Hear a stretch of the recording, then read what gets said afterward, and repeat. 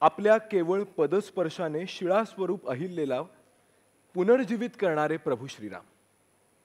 गीत रामायणातलं हे गाणं लहानपणी जेव्हा जेव्हा कानावर पडायचं तेव्हा चमत्कारिकच वाटायचं. असं कसं कोणी कोणाला दगडातून जिवंत करू शकतं असा प्रश्न पडायचा. किंवा हे सगळं दैवी आहे, हे देवालाच जमू शकतं असं वाटायचं. पण चित्रकार, मूर्तिकार, शिल्पकार हाच चमत्कार त्यांच्या कलेच्या माध्यमातून रोज प्रत्यक्ष साकारत असतात.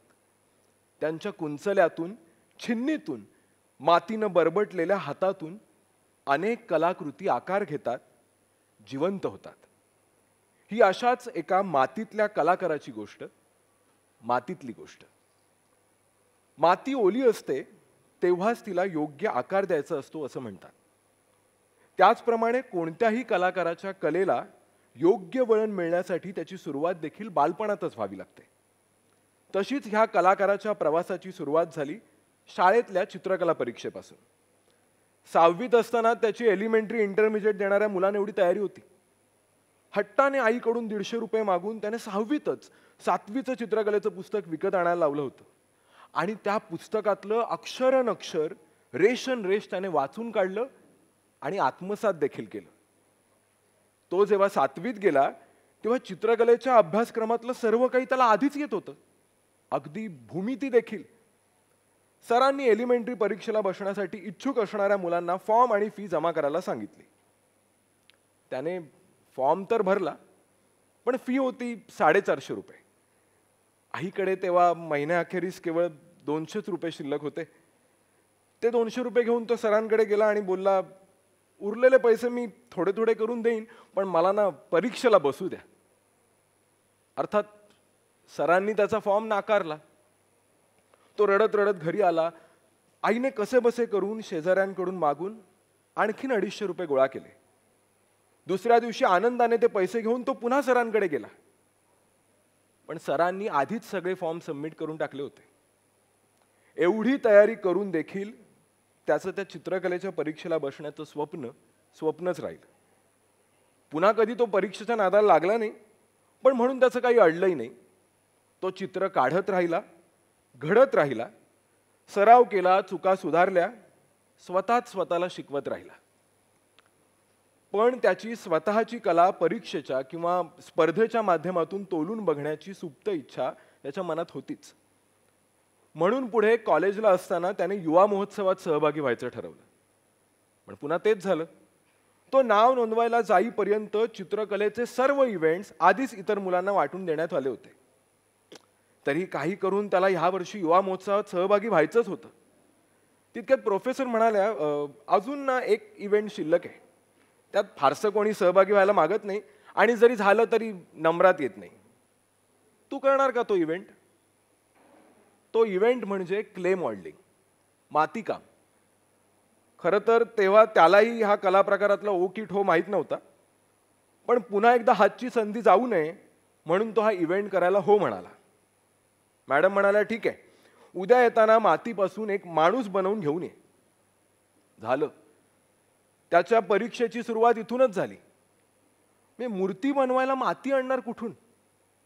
तो जवळच्याच एका गणपती बनवायच्या कारखान्यात गेला आणि माती मिळेपर्यंत तास दीड तास त्या मूर्तिकारासमोर विनंती करत बसून राहिला.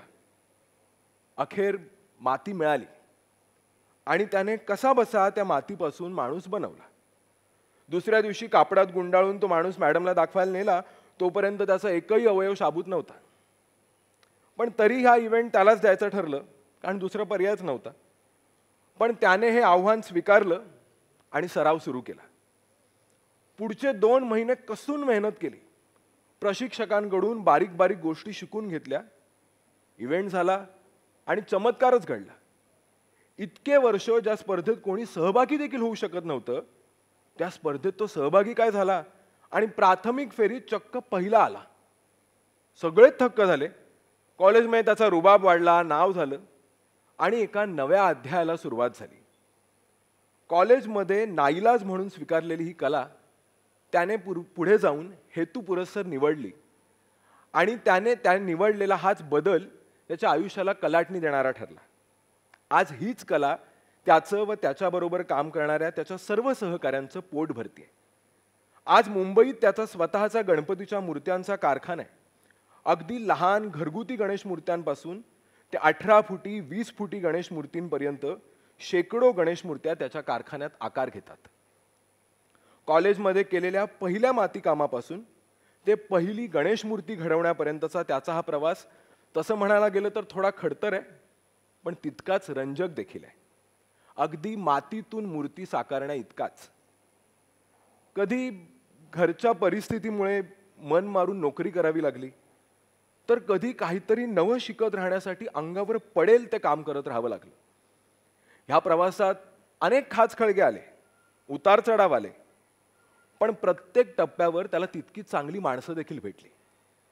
तो मूर्ती घडवत गेला आणि ते त्याच्यातल्या कलाकाराला आकार देत राहिले. लॉकडाऊन दरम्यान पहिल्यांदाच त्याने कर्जतच्या एनडी स्टुडिओमध्ये मातीकाम केलं आणि ते काम करता त्याला चांगले पैसे देखील मिळाले. ती रक्कम त्याने आईच्या हातात ठेवली आणि तिच्या चेहऱ्यावरचा आनंद पाहून त्याचेही डोळे भरून आले. एक ना एक वर्तुळ पूर्ण झालं. तेव्हापासून त्याला त्याच्या कलेची ताकद कळली. आणि मग जरा हे एवढं रंगवून देतोस का? एक ही मूर्ती बनवून दे ना. आमच्या इथे रांगोळी काढायला येतोस का? फक्त ते एक नाव लिहून दे ना. असं म्हणून त्याच्याकडून फुकट काम करून घेणाऱ्या लोकांना तो हक्काने त्याच्या कामाचा मोबदला मागू लागला. ते पैसे केवळ त्याच्या कलाकृतीचे नव्हते, तर ती कलाकृती साकारण्याजोगं त्याने स्वतःला घडवण्यासाठी केलेल्या मेहनतीचे होते. आजवर ह्या कलेनं त्याला भरपूर काही दिलं. अगदी पुरून उरलं असं नाही, पण कधी कमी देखील नाही पडलं. काही वर्षांपूर्वी अगदी घरातच मित्रमंडळींच्या 2-4 गणेश मूर्ती घडवण्यापासून सुरू केलेला हा व्यवसाय बघता बघता आज इतका मोठा झालाय की त्याचं त्यालाच कळलं नाही. आजकाल एवढं काम असतं ना, एवढं काम असतं की तहान, भूक, वेळ, काळ कशाचंच भान राहत नाही. महिन्यातले दिवस कमी पडतात, दिवसातले तास कमी पडतात, तरी काम संपत नाही. वर्षभर त्याच्यासह सर्व सहकारी प्रचंड मेहनतीनं ह्या गणेश मूर्ती घडवतात आणि ह्या गणेश मूर्त्या घडवण्यासाठी आपला जीव ओततात. जेव्हा त्या मूर्ती संपूर्ण तयार होतात ना, तेव्हा लोक त्यांच्या पाया पडतात, भरभरून कौतुक करतात. त्यांना त्यांचा देव दिसतो, देव भेटतो आणि ते भारावून जातात. पण त्यांना काय सांगायचं?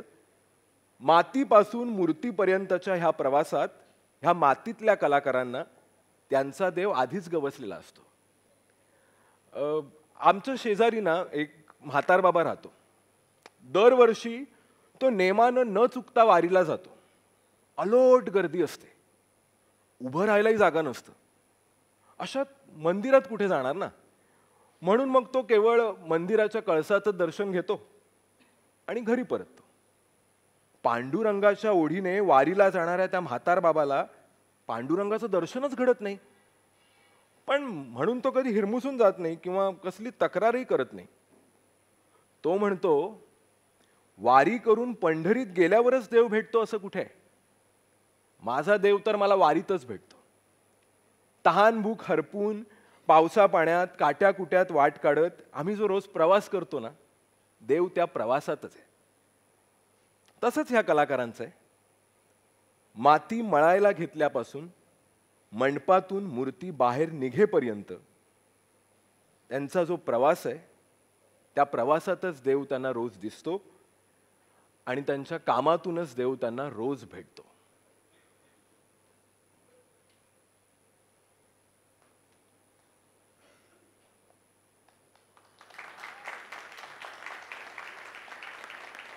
धन्यवाद.